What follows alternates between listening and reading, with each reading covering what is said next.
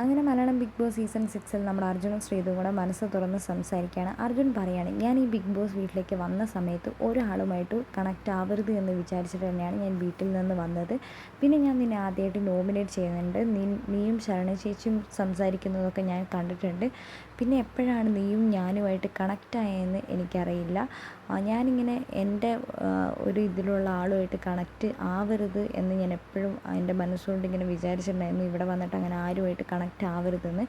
എൻ്റെ എല്ലാം നിനക്കുണ്ട് എന്നൊന്നും ഞാൻ പറയുന്നില്ല. പക്ഷേ നീയും ഞാനും തമ്മിൽ എങ്ങനെയോ കണക്റ്റായി. നീ പലപ്പോഴും വന്ന് എന്നോട് ചോദിക്കുന്നുണ്ടായിരുന്നു, നീ എന്തിനാണ് എൻ്റെ കൂടെ ഇരിക്കുന്നത്, ക്യാമറയ്ക്ക് വേണ്ടിയിട്ടാണോ എന്ന്. പക്ഷെ ഒരിക്കലുമല്ല. നിന്നോട് എനിക്കൊരു ഇഷ്ടമുണ്ട്. അത് ഫ്രണ്ടായിട്ടുള്ളൊരു ഇഷ്ടം തന്നെയാണെന്നാണ് അർജുൻ തുറന്ന് പറഞ്ഞിരിക്കുന്നത് ലൈവിൽ. അർജുൻ പറയുന്നുണ്ട്, നിന്നോട് എനിക്ക് പല സമയത്തും പൊസസീവ്നെസ് തോന്നാറുണ്ട്.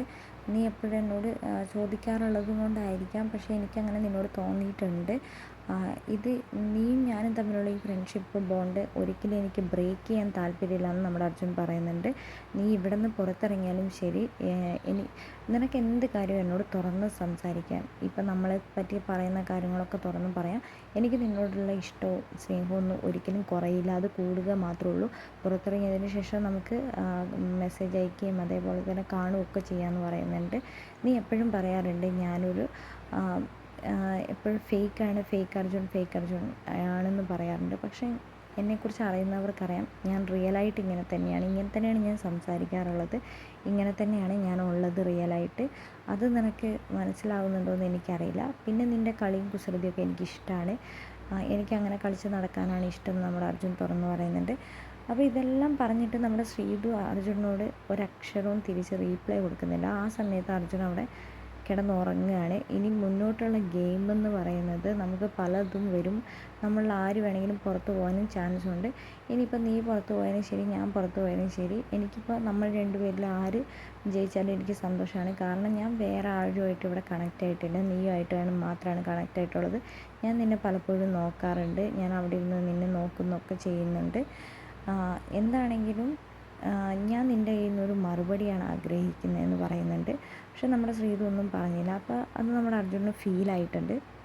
അർജുൻ ശ്രീധുവിനോട് പറഞ്ഞു, നിനക്ക് എന്തെങ്കിലും ഒരു റീപ്ലൈ എനിക്ക് തന്നുകൂടെ എന്ന് ചോദിക്കുന്നുണ്ട്. അപ്പോൾ ശ്രീധു പറയുന്നുണ്ട്, നീ ഇങ്ങനെ ഘോരഘോരം എൻ്റെ അടുത്ത് വന്ന് പ്രസംഗിച്ച് കഴിഞ്ഞാൽ ഞാൻ എങ്ങനെയാണ് റീപ്ലൈ തരുന്നത്? എൻ്റെ അടുത്ത് ആരും ഇങ്ങനെ വന്ന് ഘോരഘോരം പ്രസംഗിച്ചിട്ടില്ല, അതുകൊണ്ട് തന്നെ എനിക്ക് റീപ്ലൈ തരാനില്ല. നീ പറഞ്ഞ പല കാര്യങ്ങളും ശരി തന്നെയാണ്. നമ്മൾ തമ്മിൽ എങ്ങനെയാണ് കണക്റ്റ് ആയതെന്ന് രണ്ടു പേർക്കും ഉത്തരമില്ല. നമ്മൾ തമ്മിൽ എങ്ങനെയോ കണക്റ്റായി. ഇനി പോകെ മുന്നോട്ട് ഇനി അങ്ങനെ തന്നെയായിരിക്കും. കാരണം ബിഗ് ബോസ് വീടെന്ന് പറയുന്നത് ഗെയിം കളിക്കാൻ വേണ്ടി തന്നെയാണ് വന്നത്. ഒരിഷ്ടമുണ്ടോ എന്ന് ചോദിച്ചാൽ ഒരിഷ്ടം ഇവരുടെ രണ്ടുപേരുടെ ഇടയിൽ ഉണ്ടോ എന്ന് നമുക്കറിയില്ല. കാരണം അർജുൻ കുറച്ചും കൂടിയൊക്കെ സ്മാർട്ടായിട്ട് ശ്രീധുവിനോട് സംസാരിക്കാൻ തുടങ്ങിയിട്ടുണ്ട്. എന്താണെങ്കിലും നമുക്ക് കാത്തിരിക്കാം. എന്താണെങ്കിലും ഇവരുടെ സംസാരത്തെക്കുറിച്ച് നിങ്ങളുടെ വലിയൊരു അഭിപ്രായം നമ്മുടെ കമൻറ്റ് ബോക്സിൽ കമൻറ്റ് അറിയിക്കാം.